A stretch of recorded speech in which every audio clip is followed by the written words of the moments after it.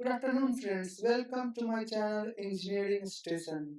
अभी तक हम लोग ने अपने चैनल पर पढ़ा है एससी वर्मा का पूरा concept electrical field and potential में कूलम्ब्स लॉ का, और फिर हमने क्वेश्चन बनाया फ्रॉम 1 टू क्वेश्चन नंबर 21। आज हम स्टार्ट करेंगे क्वेश्चन नंबर 22 से क्वेश्चन नंबर 25 26 तक सॉल्व करने की कोशिश करेंगे। क्वेश्चन नंबर 22 टू 26 बहुत इंपॉर्टेंट क्वेश्चन है in terms of JEE mains and JEE advance. इसको स्टार्ट करने से पहले हम शुरू करेंगे अपना एक पुराना कंसेप्ट कंपोनेंट ऑफ वेक्टर्स। तो फिर से अच्छी तरह से समझने की कोशिश करेंगे, क्योंकि ये पूरा क्वेश्चंस जो भी मैं आगे इस सीरीज ऑफ क्वेश्चंस में बताने वाला हूँ, इनमें maximum components of vector he use होंगे। तो बहुत ही अच्छे से समझने की कोशिश कीजिएगा। It is as much as important as anything else. Okay, तो लेट्स स्टार्ट। तो मैंने पुराने लेक्चर में आपने बताया था कंपोनेंट्स ऑफ वेक्टर के बारे में। क्या बताया था कि लेट सपोज मैं कोई वेक्टर लेता हूँ, ये मेरा वेक्टर ए है, इसका ये क्या है, मेरा टेल, और ये मेरा क्या है, हेड। तो मैं इस पेन को टेल और हेड में रिप्रेजेंट कर रहा हूँ ऐसे। ये वेक्टर ए, इसका ये क्या है, टेल, और ये क्या है, हेड। ठीक है। और मैंने कंपोनेंट के बारे में बताया था कि कोई भी कंपोनेंट निकालना है तो इस वेक्टर को दो कंपोनेंट में बांट सकते हैं 2D कोऑर्डिनेट में, x अलोंग x एक्सिस और अलोंग y एक्सिस। ठीक है। तो मैं इस वेक्टर को कुछ इस प्रकार लिखता हूँ। वेक्टर ए, इसको दो भाग में डिवाइड करते हैं, अलोंग x एक्सिस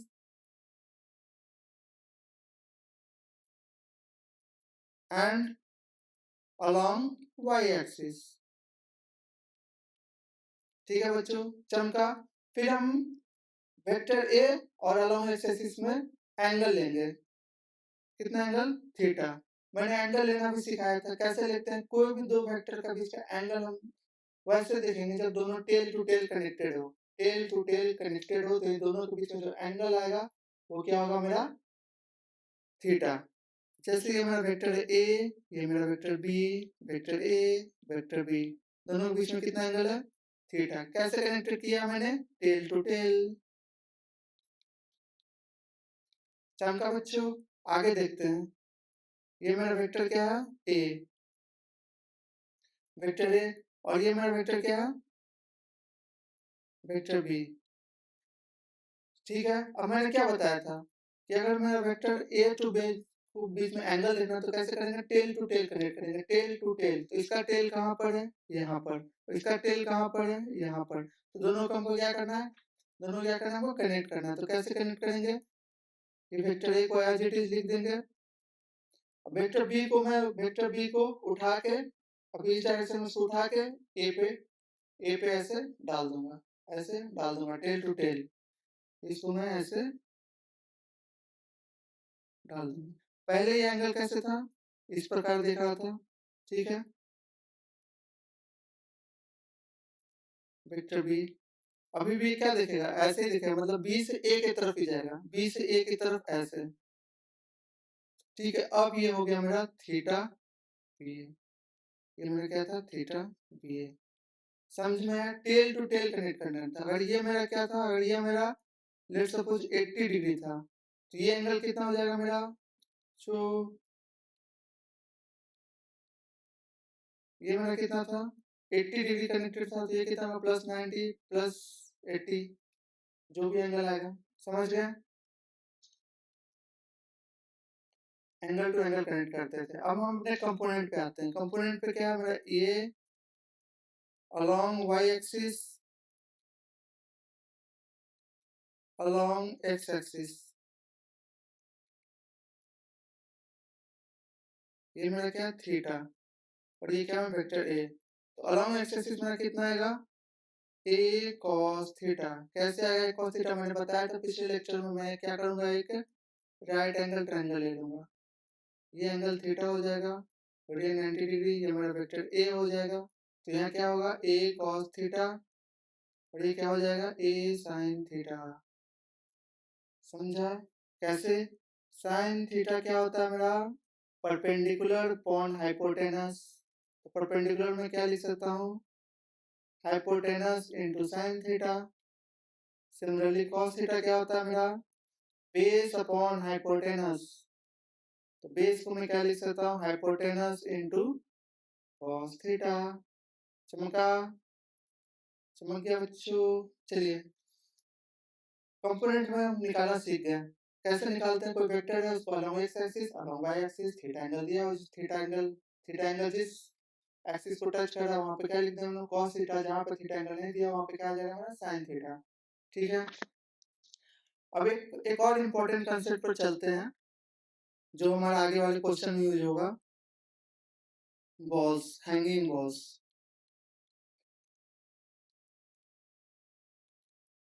थ्रू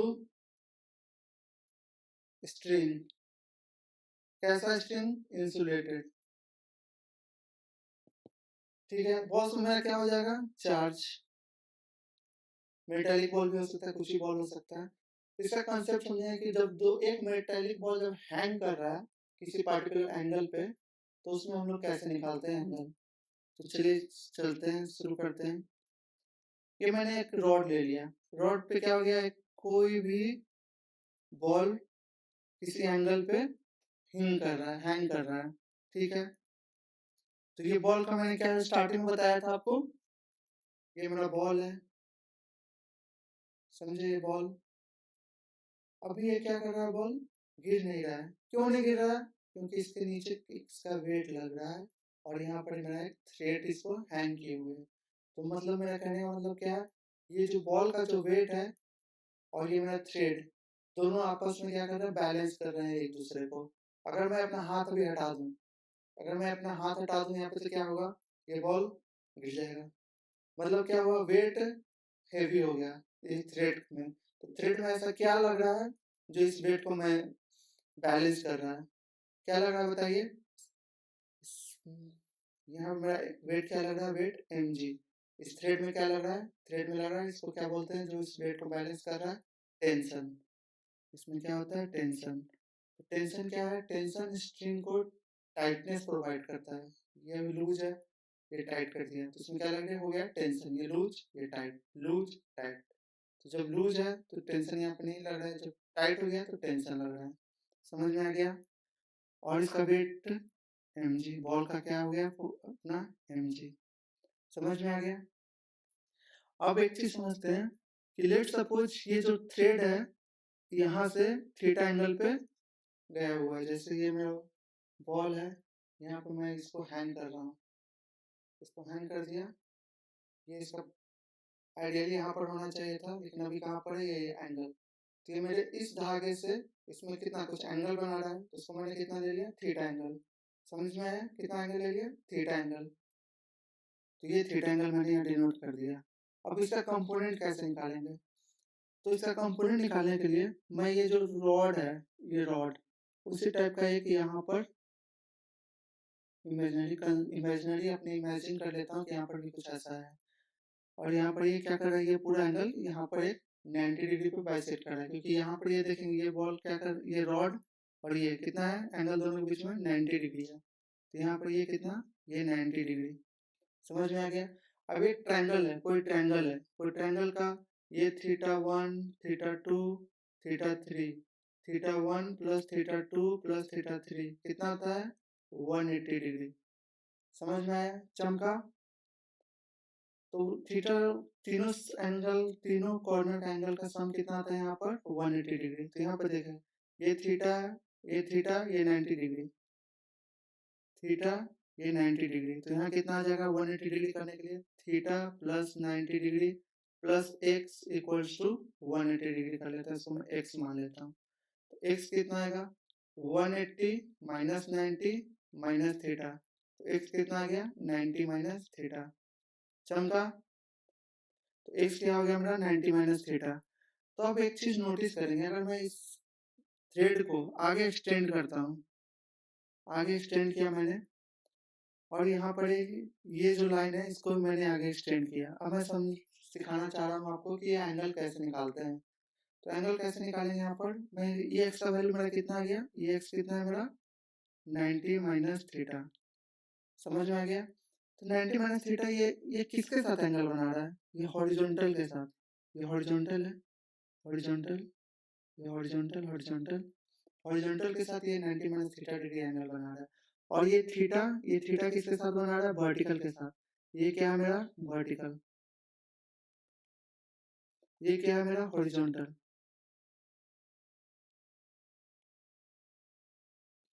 समझ गए? ऐसे है तो वर्टिकल, ऐसे है तो horizontal, vertical horizontal, vertical horizontal. ठीक है, तो ये कितना बना रहा है यहाँ पर एंगल? हॉरिजॉन्टल के साथ एक्स। अब मुझे आगे भी देखना है सेम। आगे एक्स मतलब थीटा कहाँ पर होगा? 90 माइनस थीटा। तो वो मैं कैसे देखूंगा? तो मैं देखूंगा कि हॉरिजॉन्टल कहाँ पर, वर्टिकल कहाँ पे, खोजने की कोशिश करूंगा। आगे जब एक्सटेंड कर दिया मैंने तो खोजने की कोशिश करूंगा। तो मुझे मिलेगा यहाँ पर क्या? यहाँ पर मुझे मिलेगा, ये क्या मिल जाएगा मुझे? हॉरिजॉन्टल। ये क्या है? मुझे मिल गया यहाँ पर हॉरिजॉन्टल। ये क्या मिल गया मुझे? वर्टिकल। समझ में आया? चमका? ये मैंने टेंशन को एक्सटेंड किया, अपने दिमाग में एक्सटेंड किया है इसको। तो हॉरिजॉन्टल के साथ मेरा एंगल कितना बना? एक्स। एक्स का वैल्यू क्या है मेरा? 90 माइनस थीटा। तो ये कितना हो गया मेरा? 90 माइनस थीटा। चमका? और मेरा वर्टिकल के साथ कितना एंगल बना रहा है ये? थीटा। समझ में आ गया? समझ में आया कि नहीं आया? अब अब देखते हैं हम लोग, ये थीटा एंगल ये मेरा कुछ इस प्रकार से बना, अभी कुछ इस प्रकार से बना ये एंगल। यहाँ पे कितना बना रहा है? 90 माइनस थीटा। और यहाँ पे कितना बना रहा है? थीटा। तो इस कंपोनेंट का, लेट्स सपोज इसको आर ले लेता हूँ। तो आर का कंपोनेंट यहाँ पर कुछ मैं ए ले लेता हूँ। ठीक है, यहाँ पर एम जी है। तो यहाँ पर कितना? एम जी का कंपोनेंट थीटा। मैंने क्या बताया था? जिस एंगल पे थीटा टच करेगा, जो एंगल लेंगे थीटा टच करेगा, वहाँ पे क्या बोला था मैंने? कॉस थीटा लेना। तो यहाँ पर क्या आ जाएगा? M G cos theta. यहाँ पे कितना एंगल टच कर रहा है? यहाँ पर ए के साथ, इस आर में 90 माइनस थीटा। तो और क्या आ जाएगा यहाँ पर? A cos 90 minus theta, cos 90 minus theta. तो कितना निकल जाएगा इसमें total? R M G cos theta और ए कॉस 90 माइनस थीटा कितना होता है? Sine theta. Cos 90 minus theta कितना होता है? Sine theta. ठीक है,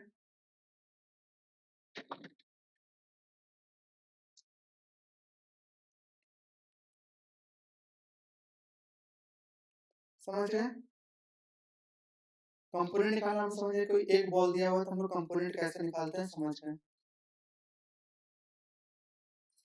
अब दो बॉल दिया हुआ रहता है, so when two balls are given, तो हम लोग कंपोनेंट कैसे निकालेंगे? मतलब कंपोनेंट तो निकालना सीखे हैं, तब जब जब दो बॉल दिया हुआ होगा, दोनों बॉल में चार्ज होगा, कुछ चार्ज एट्रैक्टिव रिपल्सिव कुछ भी होगा, तो उस केस में हम लोग कैसे कंपोनेंट निकालेंगे वो हम सीखेंगे। ये मेरा बॉल इक्वल पॉइंट से हैंग कर रहा है। ठीक है, इक्वल पॉइंट से हैंग कर रहा है। इसमें टेंशन लग रहा है टी, और यहाँ पर लेट सपोज वेट लग रहा है कितना? mg। पीछे बताया कैसे लगता है ये सब। और ये चार्ज है q1 और q2। दोनों में कैसा चार्ज लग रहा है? दोनों में कैसा चार्ज? दोनों अगर पॉजिटिव पॉजिटिव है तो रिपल्सिव फोर्स, दोनों अगर पॉजिटिव और निगेटिव है तो attractive force. Opposite attract same repel, opposite attract same repel. तो ये क्या? Q1 Q2 क्या? सेम चार्ज है, तो क्या करेगा? रिपेल करेगा। कौन? तो रिपेल करेगा तो क्या? Q1 कहाँ जाना कोशिश करेगा? दूर जाना कोशिश करेगा, दूर जाना कोशिश करेगा। तो यहाँ पर कौन सा फोर्स लग गया? Electrostatic force. समझ में आ गया? और फिर मैंने क्या बोला था? इन दोनों का बीच में दो फोर्स लग रहा है। इस बॉल पे कौन कौन सा फोर्स लग रहा है? ये बॉल है मेरा, इस पर कौन कौन सा फोर्स लग रहा है? एक इसका वेट, वेट mg, जो भी इसका मास होगा, और एक्सेलरेशन ड्यू टू ग्रेविटी, इसका वेट। और एक और फोर्स लग रहा है कौन सा? जो ये दूर जा रहा है, इलेक्ट्रोस्टैटिक फोर्स। दूसरे चार्ज के कारण इसको जो फोर्स लग रहा है उसको क्या बोलते हैं? इलेक्ट्रोस्टैटिक फोर्स, दूर जा रहा है। तो इस फोर्स का और इस फोर्स का ये कोई रिजल्टेंट फोर्स आएगा, आएगा ना जी? ये मेरा F1 है और ये मेरा F2 है। इसका कुछ रिजल्टेंट फोर्स आएगा। तो इसका रिजल्टेंट फोर्स यहाँ पर हम लोग ले लेते हैं क्या, R। ठीक है। अब आपको लगेगा कि मैंने R यहाँ पे क्यों लगाया, कि मैंने तो बताया था ट्रायंगल लॉ में टेल टू हेड कनेक्ट करना है। ये मेरा head, tail, head, tail, head ऐसे कनेक्ट करना, फिर यहाँ से यहाँ कनेक्ट करना, तो हम लेंगे। लेकिन यहाँ तो मैंने बता दिया कि बीच से ले लेना। तो बीच से मैं कैसे ले रहा हूँ, तो अपना ट्रायंगल लॉ से समझते हैं। ट्रायंगल लॉ से देखिए पीछे बताया, उसका यूज कितना अच्छा से यहाँ पर होगा अभी। मैंने क्या बताया था, कोई दो है वेक्टर, ये हो गया क्या मेरा वेक्टर F1 और ये मेरा वेक्टर F2। क्या कनेक्ट किया मैंने, हेड टेल बताया था वहां पर। ये क्या हो गया मेरा हेड और ये क्या हो गया मेरा टेल, कनेक्ट कर दिया। फिर मैंने यहाँ से इसको क्या किया था, ऐसे किया था। तो F नेट मेरा कितना गया था, F1 प्लस F2, चमक गया। अब मैं यहाँ पर क्या कर रहा हूँ, जैसे ये मेरा FE इस डायरेक्शन में है, MG इस डायरेक्शन में, इसका रिजल्ट नहीं निकाला है। तो ये जो मेरा वेक्टर है MG इसको पैरेलली शिफ्ट कर देता हूँ। मैंने बताया था ना कि किसी भी वेक्टर को पैरेलल शिफ्ट करते हैं तो उसका ना मैग्नीट्यूड डायरेक्शन में कोई चेंज नहीं आता है। जब वेक्टर का मैग्नीट्यूड डायरेक्शन चेंज नहीं हो रहा है तो उसको पैरेलली शिफ्ट कर सकता हूँ मैं। तो यहाँ पर मैं पैरेलली शिफ्ट कर दे रहा हूँ। तो अब मेरा MG मैंने यहाँ पैरेलली शिफ्ट कर दिया। क्यों शिफ्ट किया, ट्रायंगल लॉ में मैंने क्या बताया था, ट्रायंगल लॉ में ट्रायंगल ऑफ एडिशन तभी होगा जब हम क्या करेंगे, हेड टू टेल कनेक्ट करेंगे। एक वेक्टर का हेड दूसरे वेक्टर के टेल से जब कनेक्ट होगा तो भी हम ट्रायंगल लॉ ले सकते हैं। तो ये क्या हो गया इसका हेड और ये क्या हो गया टेल, कनेक्ट कर दिया।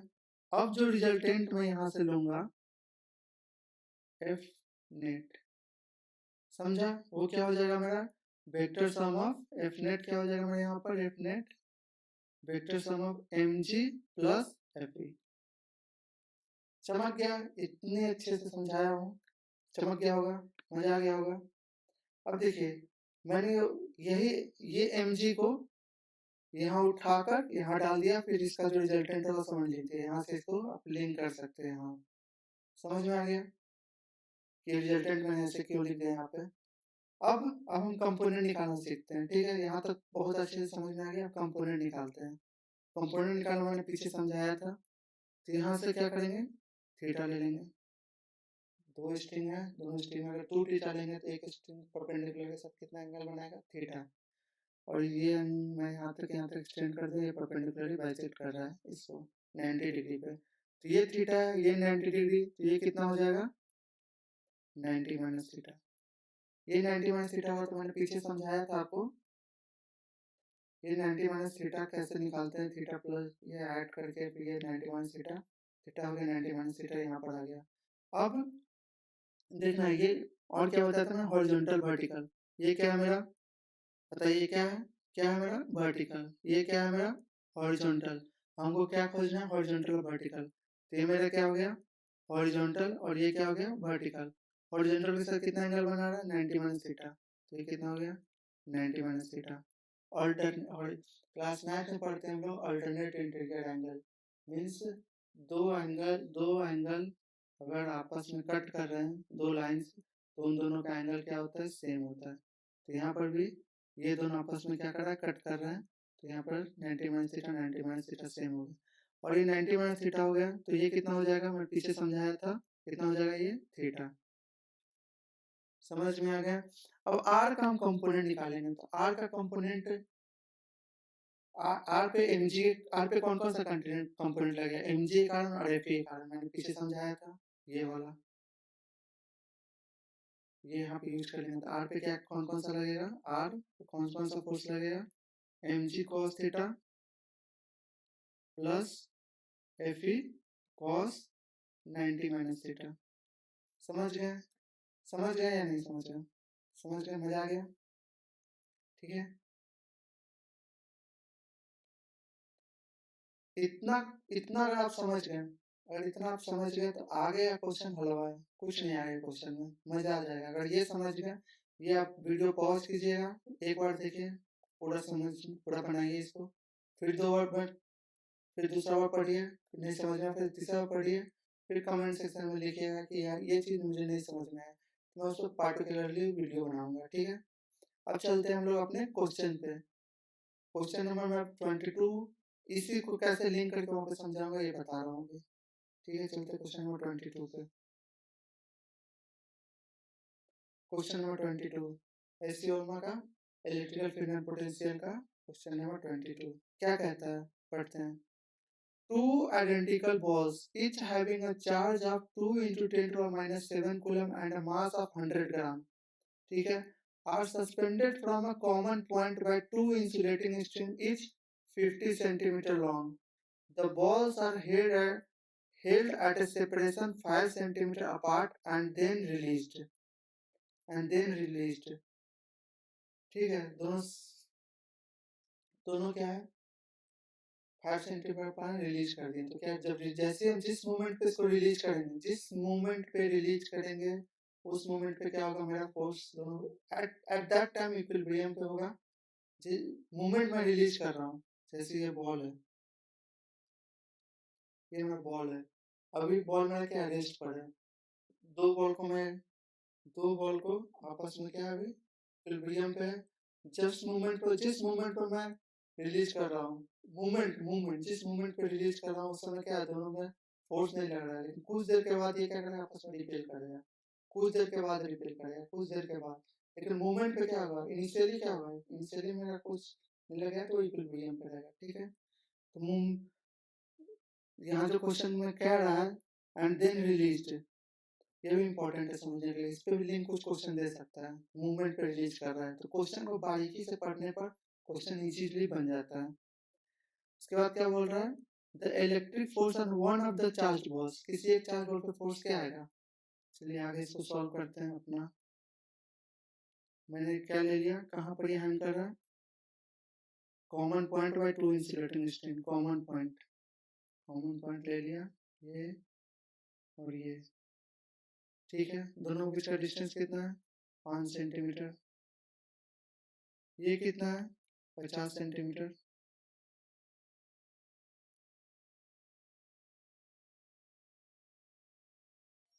ठीक है, ये एंगल कितना, थीटा मैं पीछे समझा चुका हूँ। ये एंगल कितना, 90 डिग्री। और यहाँ पे वेट कितना लग रहा है इस बॉल का, mg, ठीक है। और ये q1 और q2 दोनों पॉजिटिव चार्ज है, तो क्या होगा, रिपल्सिव फोर्स लगेगा, Fe। समझ में आ गया। अब इन दोनों का एक रिजल्टेंट आएगा, ये हो गया रिजल्टेंट, समझ में आ गया। रिजल्टेंट कैसे निकालना पीछे मैं बता दिया हूँ। और ये अगर 90 है थीटा, तो एंगल कितना हो गया, 90 माइनस थीटा, समझ में आ गया। अभी हम पहले हम निकाल लेते हैं अपना, और ये 90 माइनस थीटा, तो ये कितना हो जाएगा, ये भी 90 माइनस थीटा और ये थीटा, ठीक है। यहाँ तक तो मैंने पूरा बता दिया कि कैसे कैसे हम लोग लेते हैं। अब पहला निकालते हैं हम लोग, ए क्या बोल रहा है, ए पार्ट में बोल रहा है मेरा, the electric force on one of the charge balls, on one of the charge balls, F E equals to क्या होता है मेरा, के Q1 Q2 upon are square, ठीक है। कितना फॉर्मूला, इस फॉर्मूला पे कितना क्वेश्चन हम लोग बना चुके हैं, ये तो याद हो गया होगा। तो एफ ई क्या हो जाएगा मेरा, 9 इंटू 10⁻9। Q1 Q2 सेम है, Q1 Q2 दोनों सेम है, कितना है दोनों, 2 इंटू 10⁻7 कूलम, 2 इंटू 10⁻7 कूलम। तो यहाँ पे लिख लेते हैं 2 इंटू 10⁻7 का whole square, Q1 Q2 Q square. दोनों के बीच में डिस्टेंस कितना है, 5 सेंटीमीटर, 5 इंटू 10⁻2 का होल स्क्वायर। तो ये एफ ई कितना आ गया, 9 into 10⁻9 into 2 square 4 into 10⁻7 into 2 -14। नीचे कितना, 5 का स्क्वायर 25 इंटू 10⁻4। ये कितना आ जाएगा, इसको कैलकुलेट करेंगे तो F equal to 36, 9 into 4 36 into 10⁻5 और नीचे 25 इंटू 10⁻4। एफ कितना आ गया मेरा, 36 डिवाइडेड बाई 25 इंटू 10⁻1, 25 बाई 36, इसको कैलकुलेट करेंगे तो हम लोग कितना आएगा,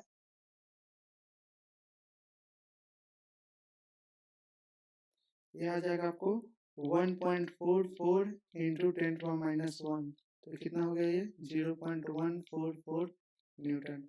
ए पार्ट हो गया हमारा, ए पार्ट सिंपल फॉर्मूला पे था। मेन है इसका बी पार्ट। बी पार्ट में ये कितना बड़ा क्वेश्चन है, कितना एडवांस क्वेश्चन है, कितना जेई एडवांस लेवल का क्वेश्चन है।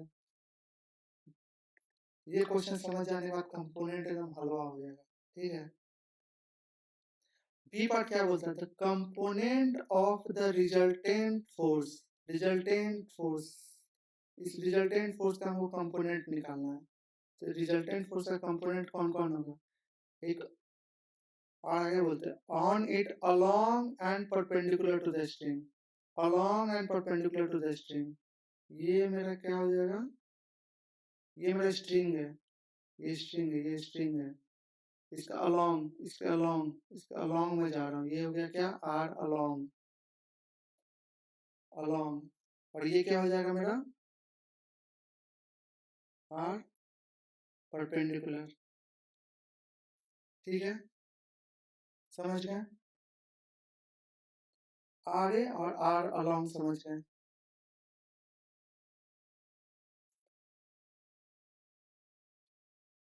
अब चलते हैं यहाँ पर, इसको सॉल्व करने की कोशिश करते हैं। ये मैं अपना बॉल ले लूंगा, इस पे कौन कौन सा फोर्स लग रहा है। एक लग रहा है मेरा क्या, एम जी। एक क्या लग रहा है इस पे, इलेक्ट्रोस्टैटिक फोर्स, एफ ई। एक क्या लग रहा है इस पे, इसका स्ट्रिंग का टेंशन। एक क्या लग रहा है इसका resultant force, R along, R A. और यहाँ पर एक परपेंडिकुलर, ठीक है, इतना लग रहा है, आर परपेंडिकुलर, स्ट्रिंग के परपेंडिकुलर रिजल्टेंट का।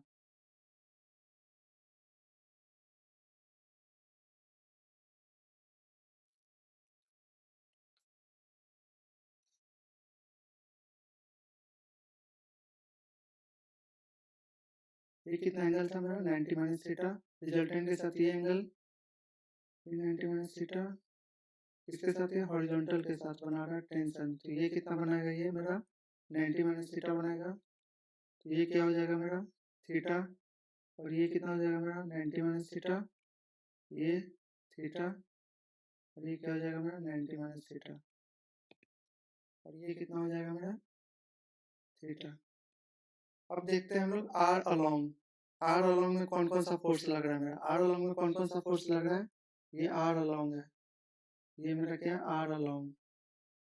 आर अलोंग में मेरा एम जी के कारण, एम जी के कारण कितना फोर्स लगेगा मेरा आर अलोंग में, टोटल एंगल कितना हो जाएगा ये 90 डिग्री।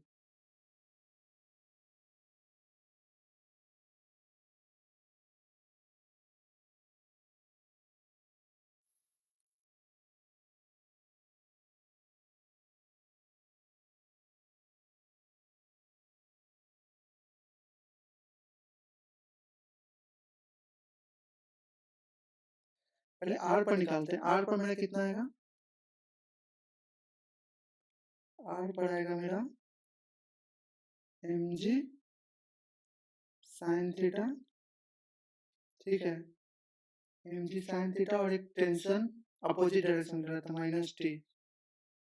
अब दोनों क्या कर रहा है, अब ये बोल रहा है, अब यहाँ पर ये थीटा बहुत स्मॉल है, थीटा बहुत स्मॉल है, वेरी स्मॉल। कैसे स्मॉल है, चलिए हम राइट एंगल ट्रायंगल लेते हैं, right angle triangle, right angle triangle ले रहे हैं। राइट एंगल ट्रायंगल में हम कहाँ से ले रहे हैं, यहाँ से। तो ये कितना बड़ा एंगल है, ये वाला 50 और ये 5। तो ये यहाँ से यहाँ तक कितना हो जाएगा, 2.5। 2.5 हो जाए तो साइन थीटा को हम क्या लिख सकते हैं, ये थीटा, ये 50 और ये 2.5, और ये मेरा बेस है। तो ये कितना हो जाएगा मेरा साइन थीटा 2.5 बाई 50। तो थीटा कितना हो जाएगा, थीटा यहाँ से निकालेंगे तो बहुत ही स्मॉल है, वेरी वेरी स्मॉल। जब वेरी वेरी स्मॉल और थीटा ये दोनों की जो एंगल स्मॉल है, तो आर ए, हम आर ए और आर दोनों, आर ए और आर के बीच में एंगल बहुत कम है, बहुत कम है, बहुत कम है। तो क्या होगा, आर ए और आर सेम हो जाएगा। आर ए आर सेम हो जाएगा, तो मैंने आर ए और आर सेम कर लिया है। तो आर ए और आर सेम हो गया तो क्या हो गया, एम जी आर पे कितना एंगल लग रहा है, यहाँ पे कितना लग रहा था। अब ये दोनों सेम हो गया, जब सेम हो गया तो बना के देखते हैं हम लोग। ये इस पे लग रहा है एम जी, ये टेंशन, ये इलेक्ट्रोस्टैटिक फोर्स, ये आर ए, ये आर परपेंडिकुलर, ये कितना एंगल था मेरा, ये 90 माइनस थीटा, ये भी 90 माइनस थीटा, ये थीटा, ये 90 माइनस थीटा और ये थीटा। ये क्या है मेरा आर परपेंडिकुलर। आर ए और आर से में थीटा बहुत ही कम है, तो आर ए पर मेरा कौन कौन सा फोर्स लग रहा है, M G cos theta minus T. M G cos theta minus T क्या हो जाएगा यहाँ पर, आर ए बताया था कि दोनों क्या है, एट द मोमेंट जैसे ही मैं छोड़ रहा हूँ, जिस मोमेंट पे छोड़ रहा हूँ उस मोमेंट पे क्या कर रहा है, टेंशन और वेट, टेंशन और वेट दोनों क्या है मेरा सेम हो रहा है, मतलब जो भी एम जी कॉस थीटा और टेंशन दोनों क्या बराबर है। जिस मोमेंट में मैं छोड़ रहा हूँ एम जी कॉस थीटा और टेंशन क्या बराबर है, तो उसमें अपना आर ए क्या हो जाएगा मेरा जीरो। दोनों क्या हो जाएगा, M G cos theta equals to T. ठीक है, समझ में आ गया। अब परपेंडिकुलर पे निकालते हैं, आर परपेंडिकुलर। परपेंडिकुलर पे कौन कौन कौन सा फोर्स लगेगा, एक एफ ई के कारण लगेगा और एक एम जी के कारण लगेगा। एफ ई के कारण क्या लगेगा, एफ ई कॉस थीटा इस डायरेक्शन में, एफ ई कॉस थीटा, और इस डायरेक्शन में क्या लगेगा, इस डायरेक्शन में एफ ई कॉस थीटा, इस डायरेक्शन में क्या लगेगा, एम जी साइन थीटा। ठीक है, माइनस क्या हो जाएगा, M G sine theta. Cos theta कितना हो जाएगा, थीटा बहुत स्मॉल है, तो जब थीटा स्मॉल होता है तो कॉस थीटा क्या होता है, when theta very very very very small, तो cos theta nearly equals to 1 हो जाता है। तो आर परपेंडिकुलर हम क्या लिख सकते हैं, F E minus M G. Sine theta मेरा कितना था, into 2.5 divided by 50। F E कितना मेरा 0.144 माइनस एम जी कितना है, एम जी को कितना लिख सकते हैं हम लोग, 0.1 इंटू 9.8। मास कितना दिया हुआ है, 100 ग्राम। 9.8 इंटू 2.5 डिवाइडेड बाई 50। इसको सॉल्व करेंगे, 0.144 माइनस 0.98 इंटू 2.5 डिवाइडेड बाई 50 कितना आएगा,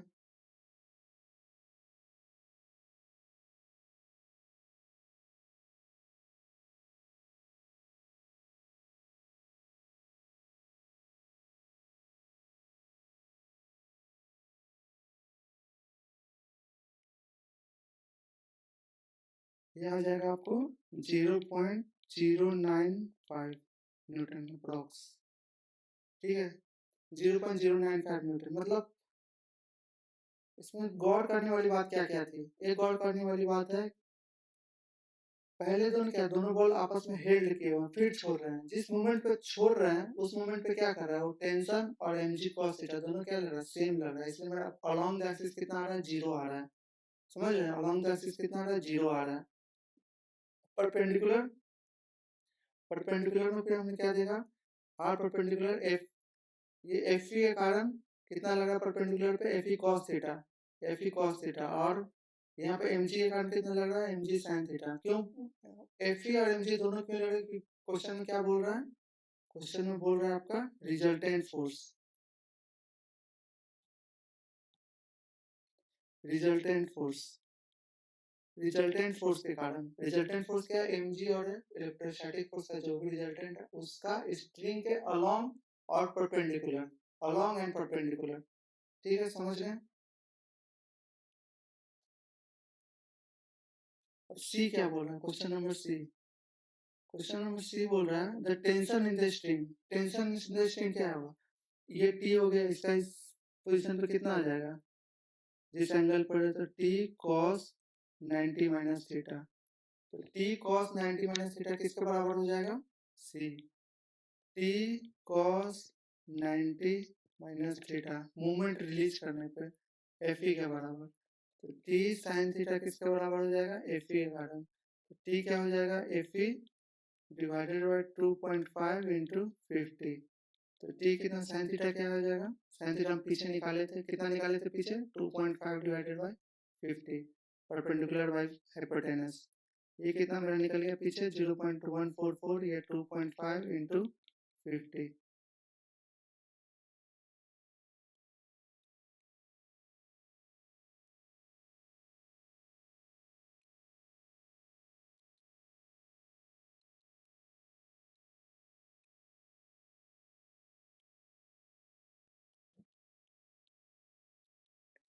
टेंशन निकल गया स्ट्रिंग का, टेंशन स्ट्रिंग में कितना टेंशन निकला ना 2.88 न्यूटन। इस पार्ट का डी, डी क्या बोलता है, डी बोल रहा है मेरा the acceleration of one of the balls, acceleration. अब ये बॉल मेरा अभी क्या है अलोंग द एक्सिस, तो मेरा क्या लग रहा है 4.4 जीरो लग रहा है। तो बॉल मेरा किस डायरेक्शन में मूव करेगा, perpendicular direction. Along the axis क्या मेरा जीरो है, बॉल फोर्स किस डायरेक्शन में लग रहा है, परपेंडिकुलर एक्सिस में। तो फोर्स इक्वल टू क्या था, मास इनटू एक्सेलरेशन। ये कौन सा फोर्स लिया, अलोंग द एक्सिस और परपेंडिकुलर टू द एक्सिस। तो हम लोग यहाँ पर लेंगे परपेंडिकुलर टू द एक्सिस, ठीक है। डी एफ इक्वल्स टू क्या होता है मेरा, मास इनटू एक्सेलरेशन, ठीक है। कौन सा फोर्स लेंगे हम लोग, आर परपेंडिकुलर लेंगे, मास इनटू एक्सेलरेशन। हम लोगों ने आर परपेंडिकुलर कितना निकाला है 0.095, मास कितना हमारा 0.1, एक्सेलरेशन। तो यहाँ से हमारा एक्सेलरेशन कितना आ जाएगा 0.095 upon 0.1 equals to 0.95 newton metre per second square, ठीक है, समझ गए। तो अभी यहीं तक रहने देते हैं। यहाँ पर देखिए एक चीज नोटिस कीजिएगा, मैंने यहाँ पर थीटा 90 माइनस थीटा क्यों कंसीडर किया था, ये वहाँ पे ये कंसीडर किया था क्योंकि थीटा मैंने उस समय निकाला था नहीं थीटा कितना बड़ा है। जब थीटा का मैंने यहाँ पर निकाला, थीटा जब स्मॉल है, थीटा जब स्मॉल है तो आर और आर है, तो थीटा स्मॉल है तो आर और अलोंग दोनों सेम ही जगह पे आ जाएंगे। तो इसलिए मैंने फिर ये वाला बनाया, ये वाला कंपोनेंट का ये वाला बनाया, ठीक है। तो ये वाला कंसिडरेबल है और ये क्या है,